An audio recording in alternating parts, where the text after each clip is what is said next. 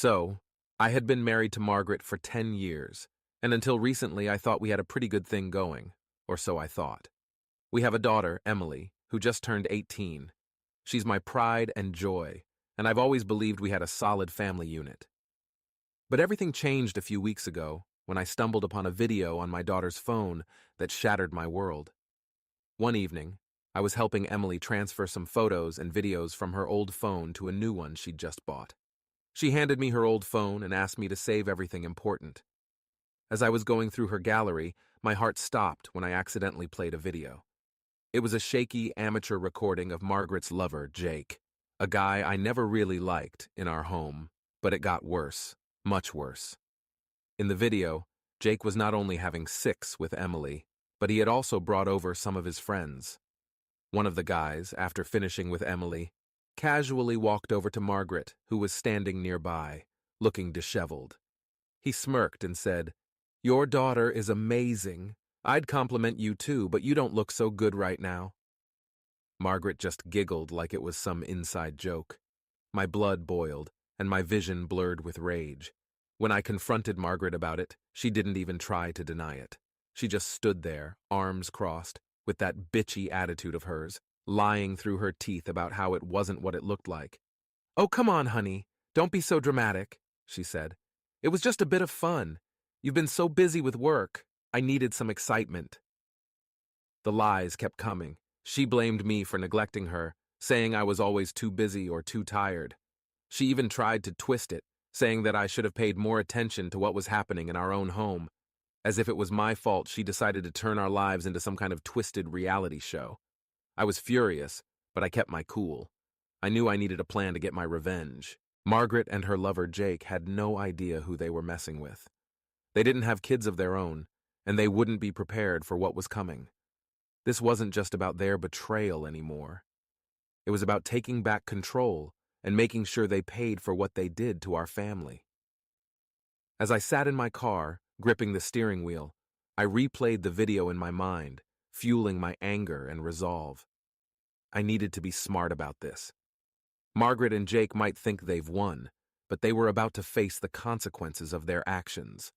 I decided to dig deeper into Jake's life, find out everything I could use against him.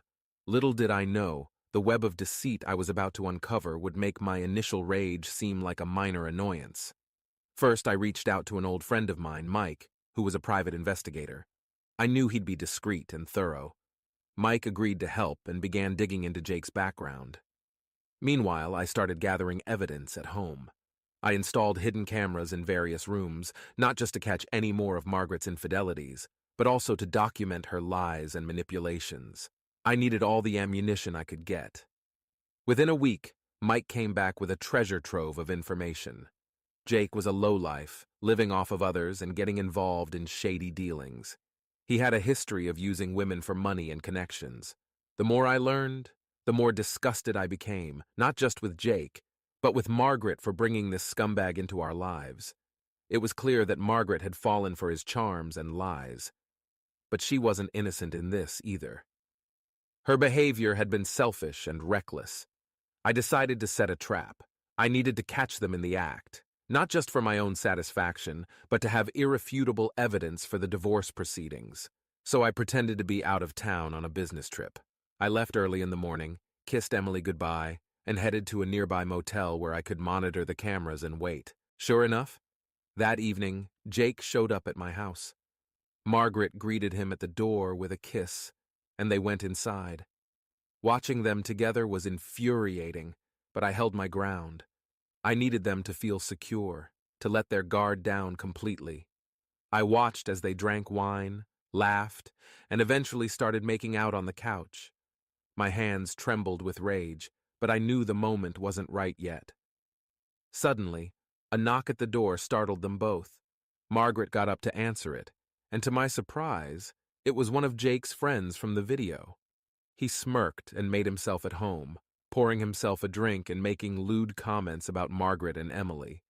It took everything in me not to storm back to the house and confront them right then and there. But I waited. I needed more. Soon, Jake's friend made a call, and within half an hour, 2 more of his buddies arrived. The house turned into a scene from one of those terrible reality TV shows, with Margaret acting like the queen bee among a pack of sleazy men. They were loud, obnoxious, and disrespectful, not just to me, but to Emily, who was thankfully out with friends. One of the guys turned to Margaret and said, "You know, your daughter is something else. Maybe we should invite her to join the party next time." Margaret laughed it off, but the casual cruelty of the comment confirmed what I had suspected. This wasn't just a betrayal. It was a complete moral collapse on Margaret's part. I knew I had enough. I called Mike and told him to meet me at the house. When we got there, I burst through the door with Mike right behind me. The look on Margaret's face was priceless. Shock, fear, and then anger. Jake and his friends tried to act tough, but Mike's presence quickly deflated their bravado. "This is over," I said coldly. "Get out of my house." Margaret started to protest, but I cut her off. "You have no idea what you've done. This isn't just about us anymore. This is about Emily and the mess you've dragged her into." As they scrambled to leave, I felt a strange sense of calm wash over me. The storm was just beginning, but at least I had taken the first step towards reclaiming my life and protecting my daughter. Margaret and Jake would soon learn that betrayal comes with a heavy price. The following days were a whirlwind of chaos and confrontation. Margaret was furious that I had dared to ruin her fun. She tried to manipulate and gaslight me, claiming I was overreacting and that it was just a phase. But I stood my ground, my resolve strengthened by the evidence I had collected. Emily was devastated when she found out. I tried to shield her from the worst of it, but she had seen the video too. The betrayal from her own mother and the violation she had experienced left her broken. I knew I had to be strong for her, even though I was barely holding it together myself. Margaret continued to lie, saying she had no idea what Jake and his friends were doing, and that she was just trying to have a good time. But the truth was out, and there was no going back. I contacted my lawyer and initiated divorce proceedings immediately. I wanted to make sure Margaret paid for her actions, both legally and financially. Emily decided to stay with her best friend for a while. I supported her decision, knowing she needed space to process everything. It was heartbreaking to see her so hurt and lost, but I promised myself I would help her rebuild her life no matter what it took. Margaret tried to sway Emily back to her side, but Emily wasn't having it. She had seen the truth with her own eyes, and no amount of manipulation could change that. Margaret's desperate attempts only pushed Emily further away, solidifying her decision to stay with her friend. Meanwhile, Mike continued to dig up more dirt on Jake. It turned out Jake had a history of exploiting women for money and connections. He was involved in several shady businesses and had a reputation for being a con artist. Armed with this information, I knew I could hit Jake where it hurt the most. One evening, while reviewing the hidden camera footage, I stumbled upon something unexpected. Margaret had invited Jake over again, despite everything that had happened. I couldn't believe her audacity. This time, I was ready. I had installed new cameras that were more discreet and better hidden. I watched as they lounged on the couch, talking in hushed tones.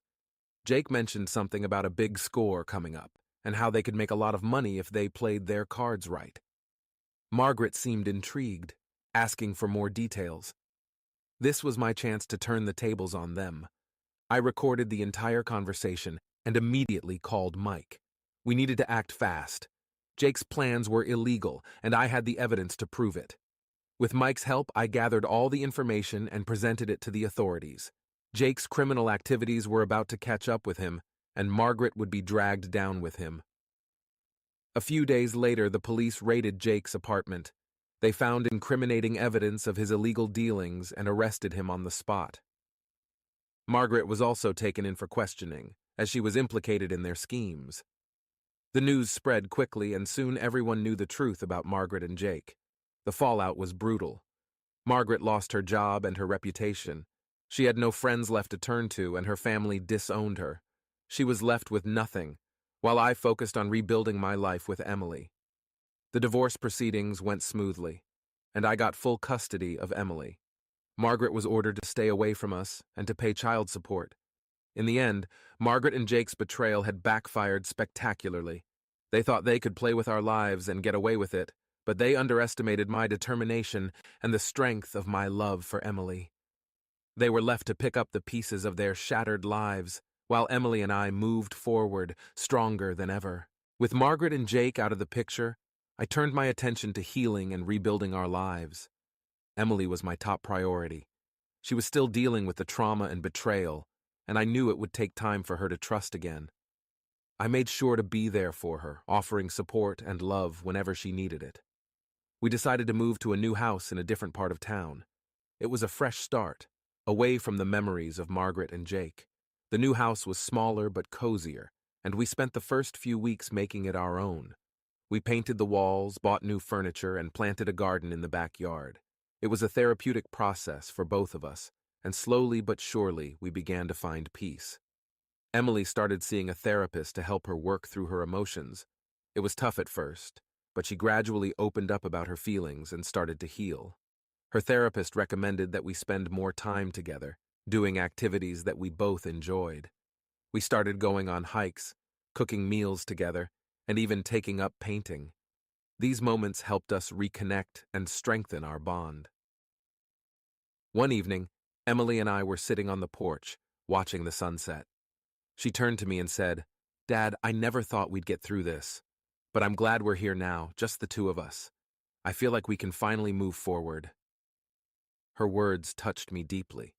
It had been a long, painful journey, but hearing her say that made it all worthwhile. I knew we still had a lot of healing to do, but we were on the right path. Meanwhile, the fallout for Margaret and Jake continued. Jake was facing multiple charges for his illegal activities, and it looked like he was going to spend a long time in prison. Margaret's involvement in his schemes had left her with a tarnished reputation and legal troubles of her own. She tried to reach out to me several times, begging for forgiveness and a chance to make things right, but I refused to engage with her. She had made her choices, and now she had to live with the consequences.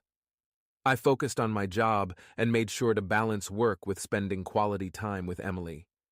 My colleagues were supportive, understanding the difficult situation I had been through. I even managed to get a promotion, which helped stabilize our finances and allowed us to live comfortably. One weekend, Emily and I decided to take a trip to the beach. It was a spontaneous decision, and we packed our bags and drove down the coast. The sound of the waves and the smell of the salty air were incredibly soothing. We spent our days building sandcastles, swimming, and collecting seashells. In the evenings, we would sit by a bonfire, roasting marshmallows and talking about our hopes and dreams. During one of those quiet moments by the fire, Emily confided in me. "Dad, I've been thinking about what happened. It was horrible, and I still have nightmares sometimes. But I also realize that we're stronger than we think. We got through it together, and I know we can handle anything that comes our way." I hugged her tightly, feeling a mix of pride and sadness. My little girl had been through so much, but she was emerging stronger and more resilient. I promised myself that I would always be there for her, no matter what. As the months passed, our new life started to feel more normal. We made new friends, found new routines, and created new memories. The pain of the past never completely disappeared, but it no longer defined us. We were moving forward, one day at a time, and that was enough. Margaret's attempts to reconcile continued, but I remained firm in my decision. I had no intention of letting her back into our lives. Emily and I deserved peace and happiness, free from the toxic influence of her betrayal. Looking back, I realized that the ordeal had taught me valuable lessons about resilience, love, and the importance of standing up for myself and my loved ones. It wasn't the path I had chosen, but it had led us to a place where we could truly heal and grow, and for that, I was grateful. As Emily and I settled into our new life, we found comfort in our routines and the support of our new community. The move had been the right decision, providing a much-needed fresh start. We both threw ourselves into new activities and hobbies, finding joy in the little things. One day I came home from work to find Emily sitting at the kitchen table with a bright smile on her face. "Dad, I have some exciting news!" she exclaimed. She had joined a local volunteer group that helped with community projects, and they were organizing a charity event to raise funds for underprivileged kids. Emily had been elected as one of the event coordinators, and she was thrilled about the opportunity. Seeing her so passionate and engaged was a huge relief. It was clear she was finding her own path and purpose. "I'm so proud of you, Em," I said, hugging her. "This is going to be amazing." We spent the next few weeks preparing for the event together. Emily's enthusiasm was infectious, and I found myself getting involved as well. We designed flyers, reached out to local businesses for donations, and coordinated with volunteers. It was hard work, but it was incredibly rewarding. The day of the event arrived, and the turnout was fantastic. The park was filled with people, and there was a palpable sense of community and excitement in the air. There were games, food stalls, and live music, and everyone seemed to be having a great time. Emily was in her element, directing volunteers and ensuring everything ran smoothly. As I watched her interact with people, a sense of pride welled up inside me. She had come a long way from the heartbroken girl I had seen a few months ago. She was strong, capable, and compassionate. It was a testament to her resilience and the support system we had built around us. Later that evening, as we were cleaning up, a woman approached us. She introduced herself as Rachel and thanked us for organizing such a wonderful event. We chatted for a bit, and I learned that she was a single mom who had recently moved to the area with her son, who was around Emily's age. Rachel and I hit it off immediately. She was warm, funny, and easy to talk to. Over the next few weeks, we started seeing more of each other, often with our kids in tow. It was nice to have someone to talk to, someone who understood the challenges of being a single parent. One evening, after a particularly enjoyable dinner, Rachel and I found ourselves alone, sipping coffee on her porch. The kids were inside, watching a movie. "David, I just want to say thank you," Rachel said, looking at me with sincere eyes. "You've been a great friend, and I appreciate everything you've done for me and Max." I smiled. "You don't have to thank me, Rachel. You've been a great friend to me too. And Emily loves spending time with Max." We sat in comfortable silence for a few moments, enjoying the evening breeze. It was one of those perfect moments when everything felt right. As time went on, Rachel and I grew closer. We started dating, and it was a refreshing change from the toxic relationship I had with Margaret. Rachel was honest, kind, and supportive. She had a way of making me feel valued and appreciated, something I hadn't felt in a long time.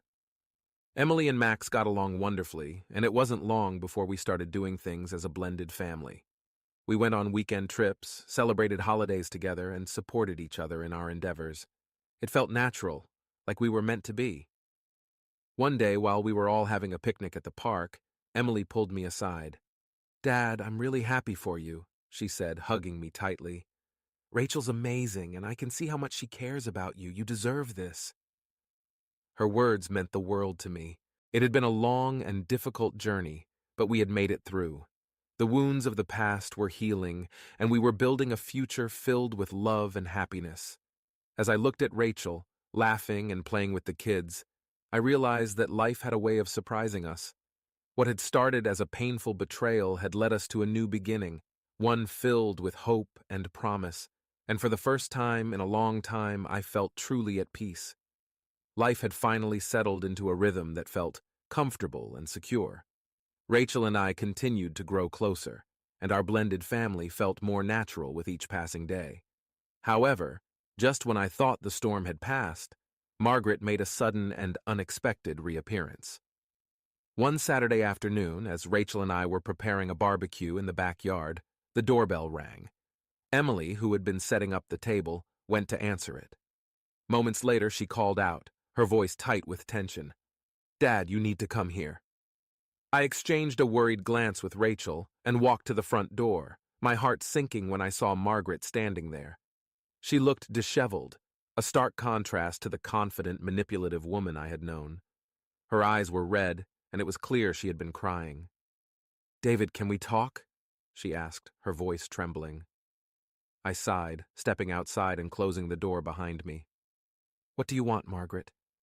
She took a deep breath, looking around nervously. "I made a mistake, David. A huge mistake.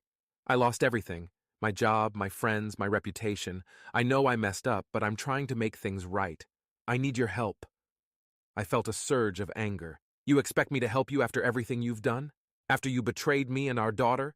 You put Emily through hell and now you want my help? Margaret's eyes filled with tears. I know, and I'm sorry. I was selfish and stupid, but I've lost everything, David. I have nowhere else to turn. Seeing her like this stirred conflicting emotions in me. On one hand, I felt a deep sense of betrayal and anger. On the other, there was a part of me that remembered the good times we once shared. But those times were overshadowed by her lies and deceit. You need to leave, Margaret, I said firmly. Emily and I are finally starting to heal. We don't need you coming back and disrupting our lives. Margaret looked devastated, but she nodded. I understand. I'm sorry for everything. I just hope one day you can forgive me. I watched her walk away, a heavy weight lifting from my shoulders as the door closed behind her. When I turned around, Emily was standing in the hallway, her face pale. Is she gone? She asked quietly. I nodded. Yes, she's gone, and she won't be coming back. Emily looked relieved, but also conflicted. Do you think she meant what she said? That she's sorry? I sighed, pulling her into a hug. I don't know, Em, but it doesn't change what she did. We need to focus on us, on moving forward. The encounter with Margaret left me shaken, but it also reinforced my resolve to protect my family. Rachel was incredibly supportive, and we spent the evening talking through my feelings and fears. She had a way of bringing clarity and peace, something I deeply appreciated. A few days later, I received a call from Mike, the private investigator. David, there's something you need to know. Margaret's been trying to contact Emily through social media. I thought you'd want to be aware. My blood boiled. How dare she try to manipulate Emily again? I immediately called Emily and explained the situation. She assured me she hadn't responded and blocked Margaret's accounts. It was a stark reminder that Margaret's influence wasn't completely out of our lives. I decided to take legal action to ensure Margaret couldn't contact Emily. My lawyer filed a restraining order, which was granted quickly given the circumstances. It was another step in securing our peace and moving forward. Life continued, and with each passing day, the memories of the past faded a little more. Emily thrived, excelling in school and enjoying her volunteer work. Rachel and I grew even closer, our bond strengthened by the challenges we had faced together. One evening, as we sat around the dinner table, Rachel made a toast. To new beginnings and the strength to overcome anything, she said, raising her glass. We all clinked our glasses together, a sense of unity and hope filling the room. It hadn't been an easy journey, but we had found our way through the darkness. The future was bright, and for the first time in a long while, I felt truly content. As I looked around at my new family, I realized that life's unexpected twists and turns had led me to a place of happiness and fulfillment. The pain of Margaret's betrayal had been replaced by the joy of new relationships and the promise of a better future. And for that, I was grateful. Things were finally looking up, but life has a funny way of testing your newfound stability just when you think you're in the clear. One day, I received an unexpected phone call that threatened to upend our hard-won peace. It was Mike again. David, I've got some news. Jake's out on bail. What? How is that possible? I exclaimed, my mind racing. Jake's arrest had been a turning point, a moment where justice seemed within reach. Now it felt like everything was unraveling. His lawyer managed to get him out on a technicality. But that's not all. He's been asking around about you and Emily. A cold chill ran down my spine. Why would he be doing that? I don't know, but it can't be good. I'll keep an eye on him, but you need to be vigilant, Mike warned. I thanked him and hung up, my mind in turmoil. I couldn't let this disrupt our lives again. I had to protect Emily and Rachel. I immediately told Rachel everything, and we agreed to take extra precautions. We installed a new security system in the house and made sure Emily knew what to do if she saw Jake. A few days later, while I was at work, I received a frantic call from Emily. Dad, he's here. Jake's outside the house. My heart pounded. Stay inside, lock the doors, and call the police. I'm on my way. I sped home, my thoughts a blur of fear and anger. When I arrived, I saw Jake standing outside the house, yelling and trying to get in. The police were already there, holding him back. I rushed to Emily and Rachel, who were safely inside, shaken but unharmed.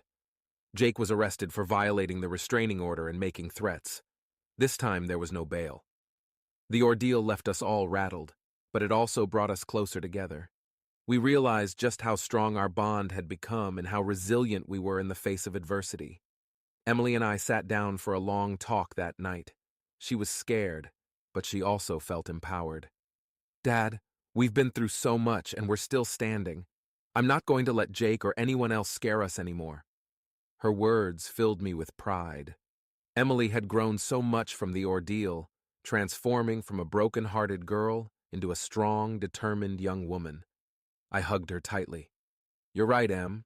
We're stronger together, and we'll get through this too." Rachel's support was unwavering. She stayed with us through the entire ordeal, proving once again how much she cared for us.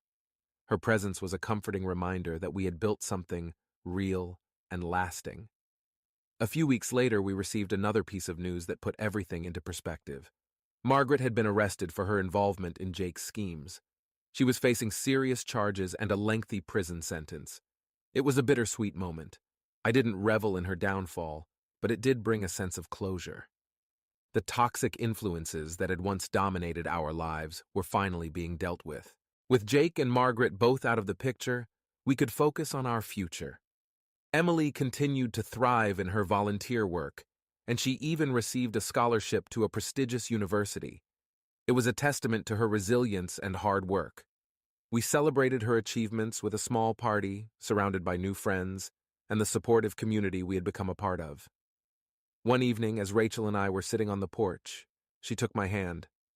"David, I'm so proud of how far we've come. I love you and Emily more than anything, and I'm excited for what the future holds."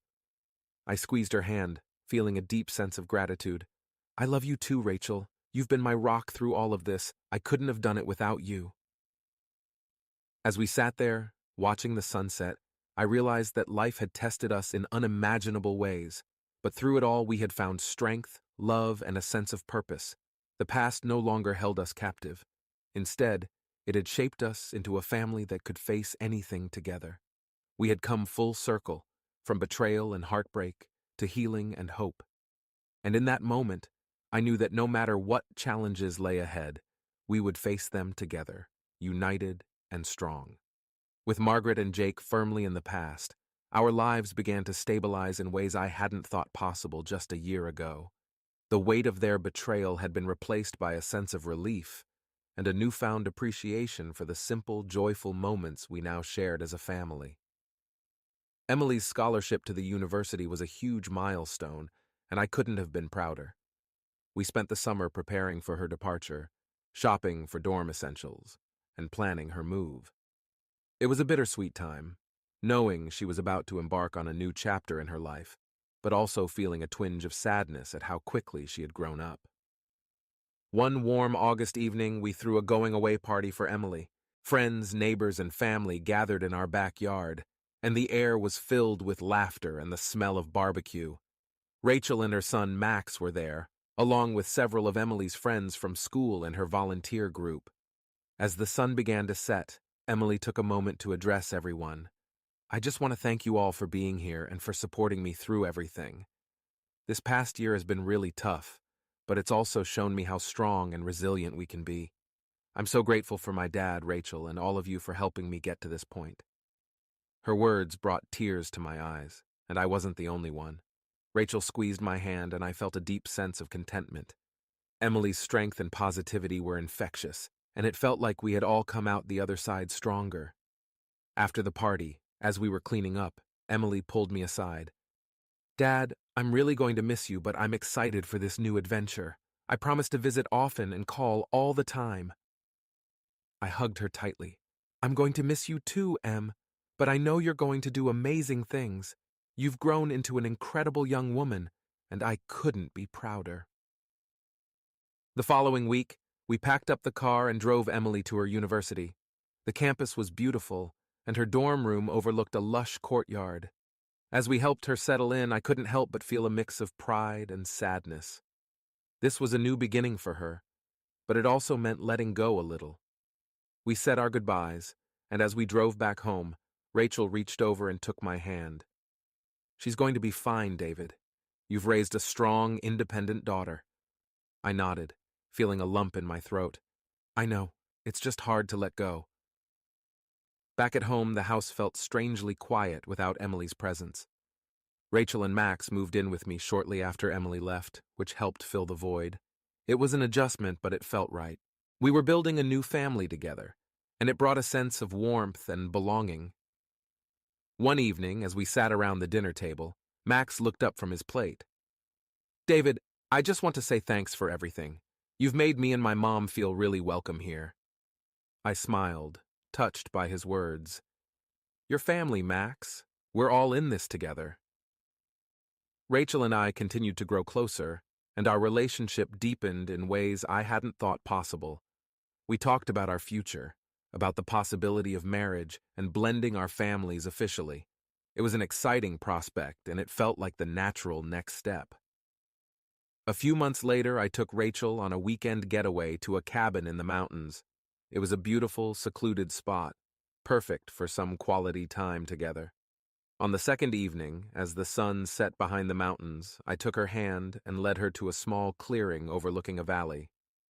"Rachel, this past year has been a whirlwind of emotions, but through it all, you've been my anchor.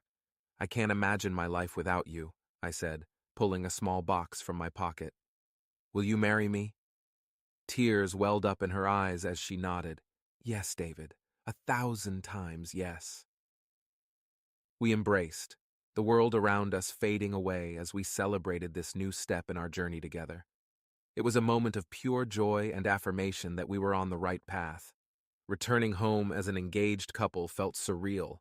We shared the news with Emily and Max, who were thrilled for us. Our wedding plans quickly took shape, and we decided on a small, intimate ceremony with just close family and friends. As the big day approached, I reflected on the journey that had brought us to this point. The betrayals, the heartache, and the challenges had all led to a place of healing and hope. Rachel and I were building a life filled with love, trust, and mutual respect, and I couldn't have asked for more. The wedding day was perfect. Emily stood by my side as my best woman, and Max was Rachel's ring bearer. As we exchanged vows, I felt an overwhelming sense of gratitude for the second chance at happiness that life had given me. Looking into Rachel's eyes, I knew that no matter what challenges lay ahead, we would face them together as a family.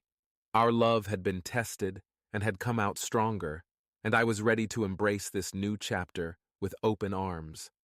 Married life with Rachel was everything I had hoped for and more. We settled into a comfortable routine, and our home was filled with laughter, love, and a sense of peace that had been missing for so long. Emily thrived at university, excelling in her studies and making new friends. She visited often, bringing stories of her adventures and filling the house with her vibrant energy. One weekend, Emily came home with an unexpected surprise. She had met someone special at school, and she wanted us to meet him. His name was Alex, and from the moment he walked through the door, I could see why Emily was so smitten. He was polite, kind, and genuinely interested in getting to know us. At dinner, we exchanged stories and laughed together, the ease of conversation making it feel like Alex had always been part of our family. Seeing Emily so happy was all I could have asked for. She deserved every bit of joy after everything she had been through. As the months passed, Emily and Alex's relationship grew stronger. They supported each other in their studies and shared a passion for community service, something that had always been important to Emily. It warmed my heart to see her finding her path and building a life filled with purpose and love. Meanwhile, Rachel and I continued to nurture our relationship.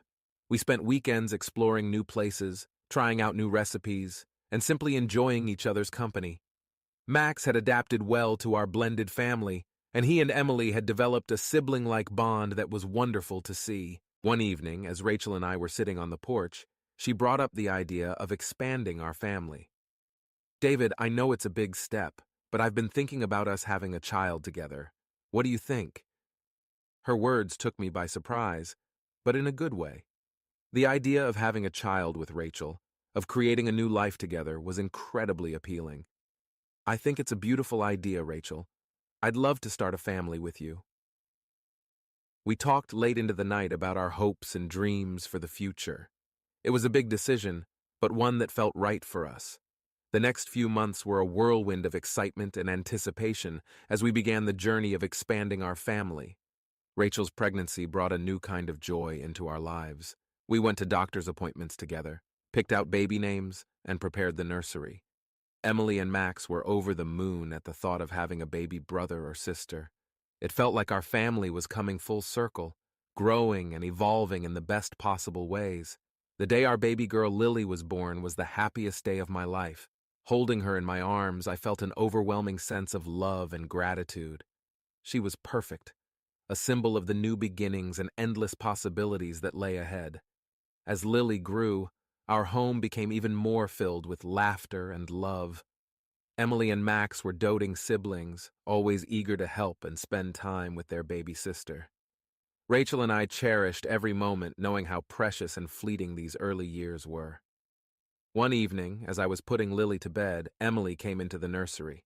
She watched as I rocked Lily to sleep, a soft smile on her face. "Dad, I just wanted to say thank you for everything. You've been an amazing father, and I'm so grateful for the life we have now." I kissed Lily's forehead and laid her down in her crib, then turned to Emily, my heart full. "Thank you, Em. You've been my rock through all of this. I'm so proud of the person you've become." We hugged, a moment of shared understanding and love. The journey had been long and difficult, but it had led us to this place of peace and happiness. We had built a family that was strong, resilient, and filled with love. As the years passed, we continued to embrace the future with open hearts. Rachel and I watched as our children grew, celebrated their successes, and supported them through their challenges. Our home was a haven of love and laughter, a testament to the power of resilience and the beauty of second chances. Looking back, I realized that life's trials had brought us to a place of deep understanding and appreciation for one another. We had faced adversity and come out stronger, our bond unbreakable. The future was bright, and I knew that no matter what lay ahead, we would face it together as a family. And that was more